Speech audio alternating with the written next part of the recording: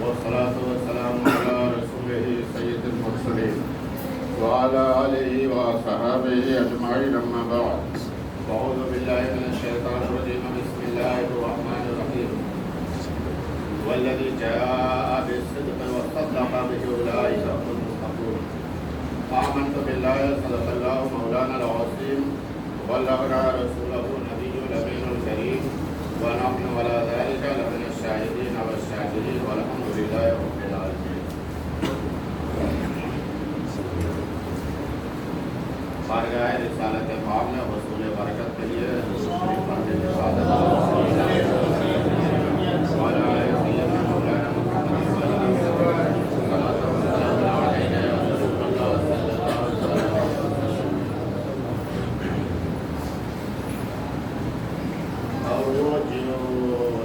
لے کر کے آئے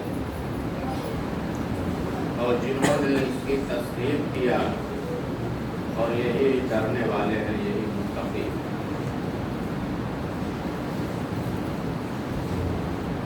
آیت مقدسہ میں اللہ تبارک و تعالیٰ نے اپنے پیغام کو حضور صلی اللہ تعالیٰ علیہ وسلم کے ذریعے جو بھیجا اس کا ذکر فرمایا، اور جنہوں نے تصدیق کیا، جنہوں نے مانا، مراد تو پوری امت آ جائے گی، لیکن جو سب سے پہلا شخص ہے تصدیق کرنے والا، وہ حضرت ابوبکر صدیق رضی اللہ تعالیٰ عنہ کی ذات مقدس ہے۔ اسی مہینے میں ان کا وصال ہے۔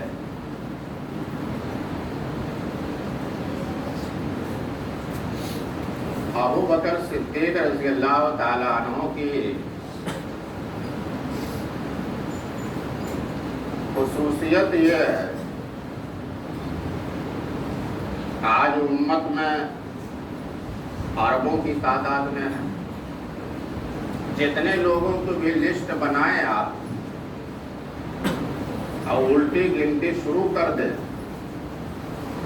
تو آخری گنتی پر جو نام پہنچے گا وہ ابوبکر صدیق کا ہوگا۔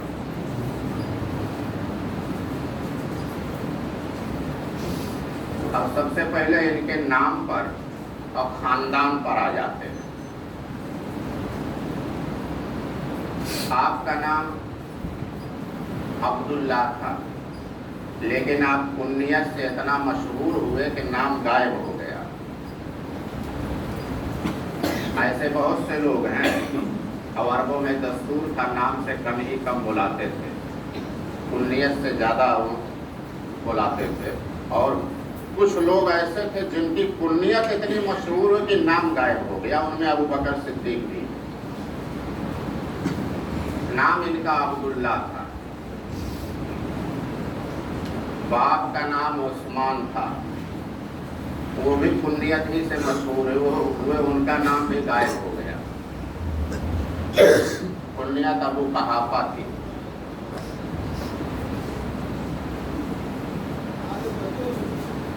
آپ کی والدہ ماجدہ کا نام سلمہ تھا، حضرت ابوبکر صدیق کے والدہ کا نام سلمہ تھا۔ یہ اس زمانے میں سلمہ رولنگ کا نام تھا، یعنی لوگوں کو بڑا پسندیدہ نام تھا، اکثر لوگوں کا نام ہوتے تھے۔ یعنی حضور صلی اللہ علیہ وسلم کے پردادی کا نام بھی سلمہ ہے، یعنی آپ کے والد حضرت عبداللہ کے دادی کا نام بھی سلمہ ہے۔ حضرت امام حسن کی ایک جوزہ کا نام بھی سلمہ ہے۔ سلمہ مطلب اس کی عمر میں سلامتی ہو، رزق میں سلامتی ہو، اعمال میں سلامتی ہو، خاندان میں سلامتی ہو۔ اتنا اچھا نام چھوڑ کر کے آپ لوگ کونے خطرے سے لے کر کے ڈھونڈ کے آ جاتے ہیں، اس کے بعد بولتے ہیں کہ اس کا معنی بتاؤ۔ جہاں سے ڈھونڈ کے لائے کونے خطرے سے وہی معنی بھی لے کر کے آ جاؤ۔ تو سلمہ تھا، ابو قحافہ بھی کنیت سے مشہور ہوئے۔ آپ اس زمانے میں جو مکہ شریف میں جو چند لوگ پڑھے لکھے تھے ان میں آپ شمار ہوتے تھے، اور صرف ایک ڈگری نہیں تھی، کئی کئی ڈگریاں آپ کے پاس. تاجر تو تھے ہی، مکہ کے مشہور بزنس مین تھے، اور 15 سال کی عمر میں کاروبار کو سنبھال لیا تھا. یہاں ہمارے بچے تو بڑھار بھر کے ہو جاتے، عقلی طور پر بالغ ہی نہیں ہو پاتے. 35 سال کی عمر میں 15 سال میں پورا کاروبار سنبھال لیا تھا.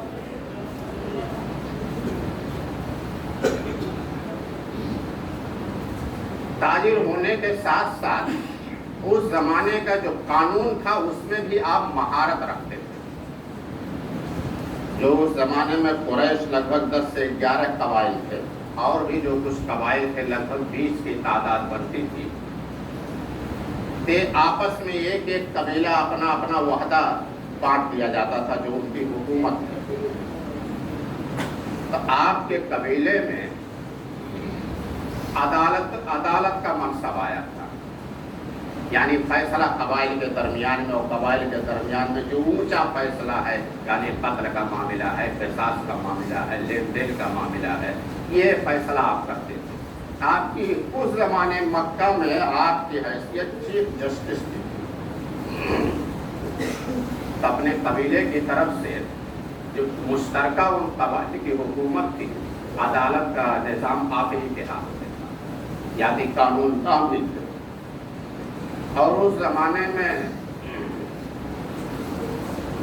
جو سب سے چلنے والا سبجیکٹ تھا، جیسے آج انجینئر ہے، میڈیکل ہے، اس زمانے میں علم الانصاب تھا.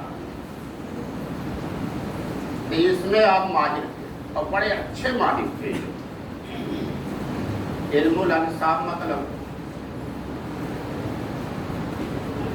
ہمارے باپ کا نام کیا، ان کے باپ کا نام کیا، ان کے باپ کا نام ہے، ان کے دادا کا نام ہے، ان کی شادی کس قبیلے میں ہوئی تھی، ان کی سب، ان کے ماں کا نام، ان کی ماں کہاں کی تھی، ان میں کیا خصوصیت تھی، باپ میں کیا خصوصیت تھی. یہ پورا نسب نامہ اور ان کے باپ دادے کی خصوصیت کے ساتھ زبانی یاد کرتے تھے. لکھنے پڑھنے کا رواج نہیں تھا. جو بہت ضروری بات ہوتی تو چمڑے وغیرہ پہ لکھ لیا تھا.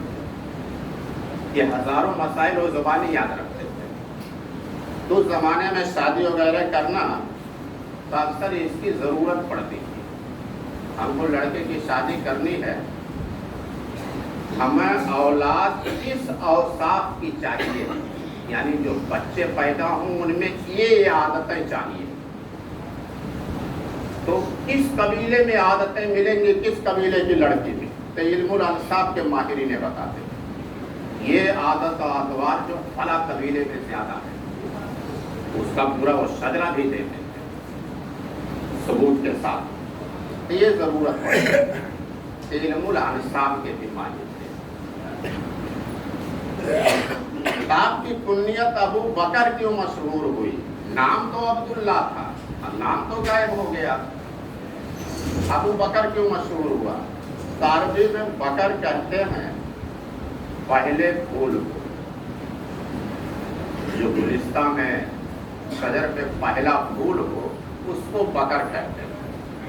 اس اعتبار سے بھی آپ کی کنیت بالکل پرفیکٹ ہے، یعنی اسلام کے گلستہ کا پہلا پھول ابو بکر ہے، یعنی امت کا پہلا مسلمان ابو بکر ہے. حضور صلی اللہ علیہ وسلم کا پہلا خلیفہ ابو بکر ہے. حضور کے ساتھ ہجرت کرنے والا پہلا شخص ابو بکر ہے. یعنی راستے میں اور لوگ شامل ہو گئے تھے لیکن مکہ سے چلنے والا پہلا شخص ابو بکر ہے. حضور کے ساتھ مزار میں لیٹنے والا پہلا شخص ابو بکر ہے. اس اعتبار سے بھی آپ کی کنیت پرفیکٹ ہے. اور ایک روایت یہ بھی ہے، کنیت آپ کی ابو بکر اس لیے پڑھی، اس زمانے میں یہ جو بتایا علم الانصاب، یہ جو سبجیکٹ اس میں مہارت تھی. حضرت عمر بن خطاب تھے، ان کو بھی مہارت تھی. علی مرتضیٰ کے ایک بڑے بھائی عقیل تھے، ان کو بھی علم الانصاب میں مہارت تھی.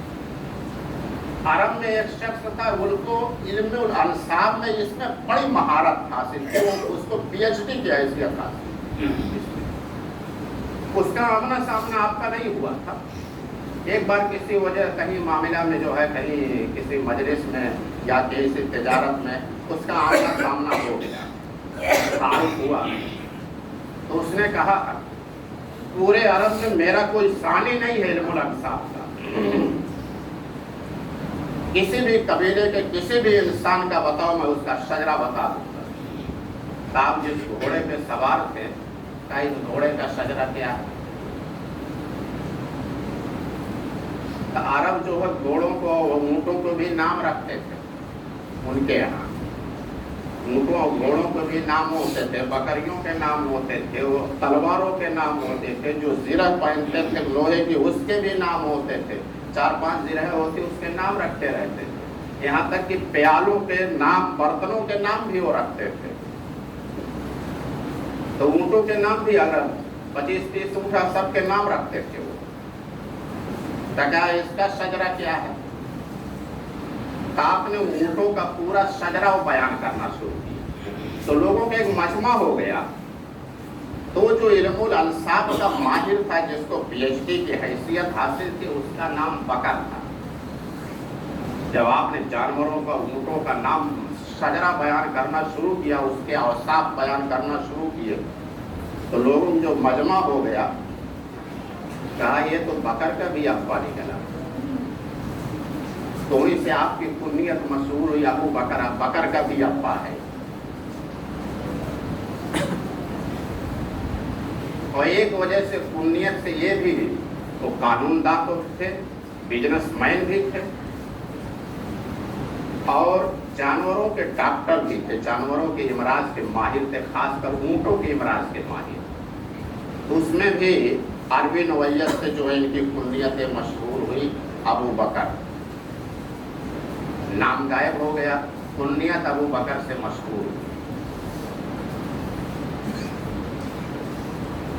اب آپ کے نام کے ساتھ صدیق، تصدیق کرنے والا۔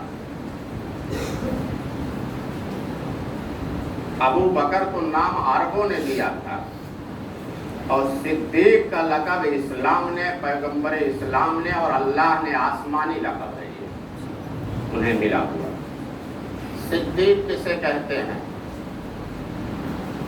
ایک ہوتا ہے صادق یعنی سچا، سچا وہ ہے جو کسی چیز کو واقعے کے مطابق بیان کرے۔ مطلب یہ ہے پہلے صف میں کتنے آدمی ہیں، کوئی باہر پوچھے تو کتنے ہیں، وہ آدمی بتا دے اتنے۔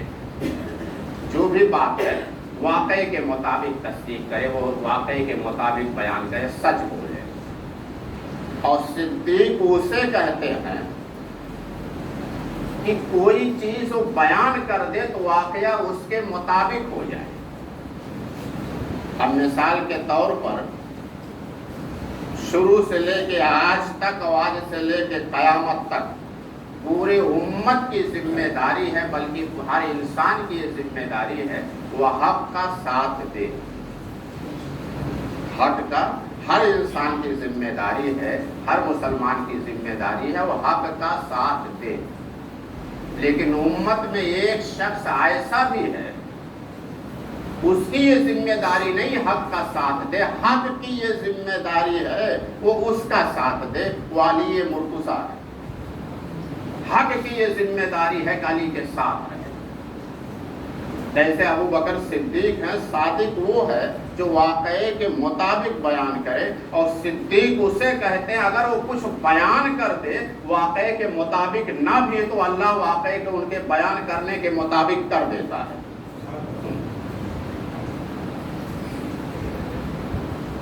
اب میں ایک واقعہ سنا دوں۔ حضور صلی اللہ علیہ وسلم کے زمانے میں ایک خاتون آئی، انہوں نے ایک سپنا دیکھا تھا، ایک خواب دیکھا تھا کہ ایک درخت ہے، شجر ہے، وہ کاٹا جا رہا ہے، وہ کٹ گیا۔ تاکہ حضور سے انہوں نے تعبیر پوچھا تو حضور نے پوچھا تمہارا شوہر کہاں ہے؟ کہا تجارت پہ باہر گاؤں گیا ہوا ہے۔ تو تعبیر ٹھیک نہیں ہے، تمہارے شوہر کا انتقال ہو سکتا ہے۔ باہر نکلے کہ کسی کسی کی عادت ہوتی ہے ایک جگہ تسلی نہیں ہوتی. ابو بکر صدیق ملے, کیسے آنا جانا, ایسے ایسے آئے تھا, ایسا یہ نہیں بتایا کہ انہوں نے میں نے حضور سے پوچھ چکی, تو ان سے بھی بیان کر دیا. تو انہوں نے کہا ٹھیک ہے آپ کتابیں تم شوہر کے استقبال کی تیاری کرو. اب چند دنوں میں واقعی چلا آیا, اور جب آ گیا تو انہیں تردد ہوا کہ حضور نے کہا تھا تو انتقال ہو جائے گا, تو یہ انتقال نہیں ہے تو آ گیا. انہیں سکون نہیں ہوا, حضور کی بارگاہ میں آئی, کہا یا رسول اللہ آپ نے تعبیر ایسے دی تھی لیکن وہ صاحب تو آ گئے.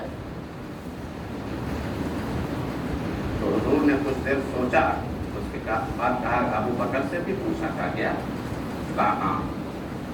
کہا وہ مرنے والا تھا لیکن ابو بکر نے تعبیر دوسری دی تھی, اس لیے اللہ نے ان کی تعبیر کے مطابق اسے زندگی بخشی, اس کی عمر بڑھا دی. تو صدیق وہ ہوتا اگر کچھ بیان بھی کر دے تو اللہ اس کے بیان کے مطابق واقعے کو کر دیتا ہے, یعنی اس سے کبھی جھوٹ نہیں نکل سکتا.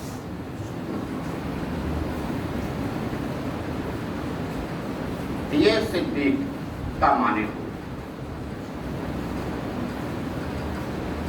آپ نے 15 سال کی عمر سے کاروبار کو سنبھال لیا تھا, اور حضور صلی اللہ علیہ وسلم سے ان کی دوستی اعلان نبوت سے پہلے بھی تھی, اس لیے کہ دونوں کے طبیعتوں میں, مزاج میں یکسانیت بہت تھی. آپ اسلام سے پہلے بھی کبھی شراب نہیں پیا, جوئے کھانے کے قریب نہیں گئے, جتنے برائیاں تھے کبھی اس کے قریب نہیں گئے. تو دونوں کے طبیعتوں میں, مزاج میں یکسانیت بہت تھی, اس لیے دوستی پہلے بھی. اعلان نبوت جب حضور نے کیا, یہ اس وقت مکہ میں موجود نہیں تھے, تجارت کی غرض سے یمن میں یا شام میں گئے ہوئے تھے. وہاں انہوں نے ایک خواب دیکھا, سپنا دیکھا کہ چاند میری گود میں آیا ہے اور اس کی روشنی پورے کائنات میں پھیل گئی ہے, اس کے بعد میں نے چاند کو اپنے سینے سے لگا لیا. صبح اٹھے تو اس زمانے میں اکثر لوگ تعبیر کے لیے زیادہ ترجیح جو ہے راہبوں کو دیتے تھے, جو گرجا گھروں میں چرچ میں ہوتے تھے. وہ تاریخ الدنیا بھی ہوتے تھے اور دنیا کے کسی معاملات سے انہیں مطلب نہیں ہوتا تھا. ان کی بات کو لوگ سچائی کے زیادہ قریب سمجھتے تھے. تو آپ جو ہے راہب کے پاس گئے, اب بڑا عمر دراز تھا, 390 سال عمر تھی اس کی. اور زمانے میں ایسے ایسے لوگ تھے جن کی عمریں زیادہ ہوتی ہیں. صحابی رسول حضرت سلمان فارسی کی عمر بھی بہت زیادہ تھی. حضرت حسان بن ثابت جو صحابہ میں شاعر کی حیثیت, ناطقوں کی حیثیت سے مشہور تھے, ان کی عمر بھی زیادہ تھی. اور عمریں اتنی زیادہ ہونے کی ایک چیز ہوتی ہے, اہل علم کی عمر یہ زیادہ ہوتی ہے. رشتہ داروں سے تعلق اچھا قائم رکھنے میں اس سے بھی عمریں زیادہ بڑھتی ہیں. خدمت خلق سے عمر زیادہ بڑھتی ہے, اور لمبا سجدہ کرنے سے عمر زیادہ بڑھتی ہے, اور پھڑیانے سے نہیں. مرغی کی طرح سب رکھو اٹھاتے رہو, سب رکھو اٹھاتے رہو. لمبا سجدہ کرنے سے عمر زیادہ بڑھتی ہے. اور راہبوں کی یہ بات تھی, خدمت خلق ان کا وہی مشغلہ ہوتا تھا, اور سجدے تو ایسا کیا کرتے تھے ہماری طرح نہیں کہ کبھی 11 بار, اگر 12 بار ہو جائے تو بعض لوگ جو ہم انگلی اٹھا کے دیکھ لیتے, امام صاحب سو تو نہیں گئے. گھنٹے گھنٹے ان کا سجدے ہو جاتے تھے. ان کو کام ہی دوسرا نہیں ہوتا, دنیا سے کوئی مطلب نہیں ہوتا تھا, گھنٹے گھنٹے ان کے سجدے ہوتے تھے. راہب 390 سال عمر تھی, تجربہ بھی تھا. اور اس زمانے میں ایک علم بدن کا علم بھی ہوتا, علم الابدان, یعنی آدمی کا حلیہ دیکھ کر کے جو آدمی بتاتے, تو اس میں بھی اسے مہارت حاصل. جب آپ اس کے پاس گئے پہنچے تو اس نے دیکھتے کہا تمہارا نام ابو بکر ہے؟ کہاں؟ مکہ کے رہنے والے ہو؟ کہاں؟ قریش سے تعلق؟ کہاں؟ قریش کی شاخ بنو تمیم سے تعلق ہے؟ کہاں؟ کہا تم بیان کرو. کہا اتنے تم نے تصدیق کر دی. ایک چیز کی تصدیق اور کرو. کہا وہ کیا؟ کہا تھوڑا سا اپنا جبہ اٹھاؤ، میں تمہاری ناف دیکھنا چاہتا ہوں. کہا یہ کیا بات ہے؟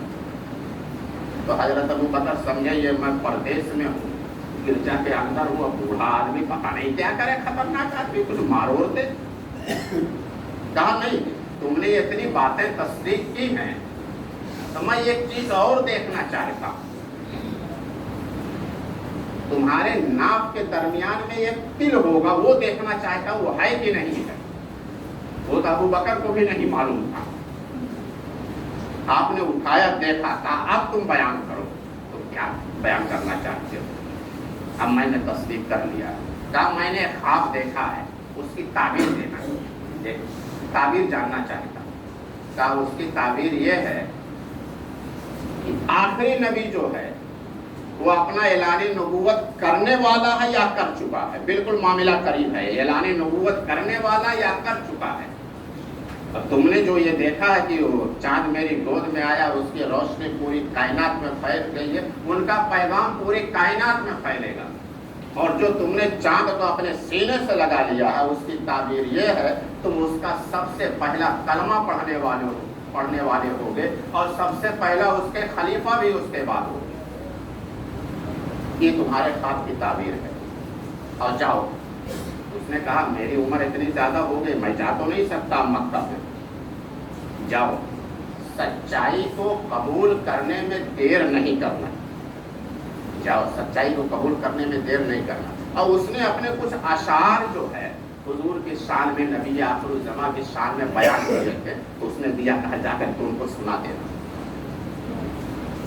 ابوبکر جب مکہ میں آئے تو یہاں نیا معاملہ ہو گیا تھا، اعلان نبوت ہو گیا تھا، لوگوں میں ہنگامہ برپا تھا. ابوبکر کو دیکھا تو ہجوم ہو گیا. آئے، سنا ہے آپ کے جانے کے بعد کیا ہوا؟ آپ کے ساتھی محمد نے جو نبوت کا اعلان کر دیا. بولتے ہیں ہم صدیوں سے باپ دادا سے جو بتوں کو پوچھتے آ رہے ہیں وہ کوئی مطلب نہیں ہے، کوئی ایک اندیکھے خدا کی دعوت دیتے ہیں. لوگ اکٹھا ہو گئے، لوگوں میں مقبولیت بھی تھی، قانونی حیثیت بھی انہیں ایک جج کی حاصل تھی، اور بزنس مین بھی تھے، اس لیے لوگ اکٹھا. تو آپ سمجھائے کیا معاملہ ہے. آپ نے فوراً جو ہے مال وغیرہ غلاموں کے حوالے کیا اور حضور کے پاس پہنچے. سلام و دعا ہوئی، بیٹھے. کہا آپ نبوت کا اعلان کر دیا ہے. کہا ابوبکر میں نبی ہوں، اللہ نے مجھے نبوت دی ہے، اور فرشتہ میرے پاس وہی لے کر کے آیا. تب قانون داں آدمی تھے، تو عادت کے جیسے قانون داں کی عادت ہوتی ہے. کہا آپ اعلان نبوت کی، آپ اللہ کے نبی ہیں، آپ کے پاس وہی آتی، فرشتہ آتا ہے، اس کا کوئی ثبوت ہے، کوئی دلیل ہے؟ تو حضور مسکرائے. کہا یمن میں جو خواب دیکھا تھا، جو تعبیر دی تھی راہب نے، وہ ثابت و ثبوت میں کافی نہیں ہے. تو فوراً آپ نے کلمہ پڑھ لیا. یہ تو ان کے خاندان کے متعلق، ان کے نام کے متعلق تھا، اور انشاءاللہ اگلے جمعہ سے ان کی سیرت اور ان کی زندگی مبارکہ کے اور دیگر واقعات بیان کیے جائیں گے. وہ